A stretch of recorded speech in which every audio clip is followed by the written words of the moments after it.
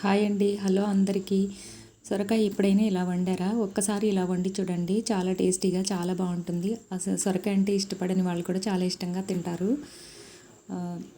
సొరకాయని చెక్కు తీసి ముక్కలు కట్ చేసుకుని కుక్కర్ గిన్నెలో వేసుకుని ఉల్లిపాయ పచ్చిమిర్చి ముక్కలు కూడా వేసుకుని కొంచెం పసుపు వేసుకుని హాఫ్ గ్లాస్ వాటర్ వేసుకుని కుక్కర్ మూత పెట్టుకుని 2 విజిల్స్ వచ్చే వరకు ఉడికించుకోవాలి. ఇది చల్లారిన తర్వాత మూత తీసి చిక్కటి పాలు, 1 గ్లాస్ పాలు వేసుకుని మళ్ళీ దగ్గర పడే వరకు ఉడికించుకోవాలి.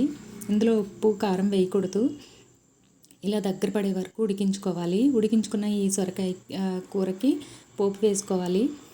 స్టవ్ మీద వేరొక బాండీ పెట్టుకుని ఆయిల్ వేసుకుని వేడయ్యాక వెల్లుల్లి రెబ్బలు, మినప్పప్పు, జీలకర్ర, శనగపప్పు, ఆవాలు వేసుకుని కరివేపాకు, ఎండుమిర్చి కూడా వేసుకుని కొంచెం పసుపు, రుచికి సరిపడా ఉప్పు, కారం కూడా వేసుకుని ఉడికించుకున్న సొరకాయ కూరలో వేసుకుని తాలింపు వేసుకోవడం అంతే.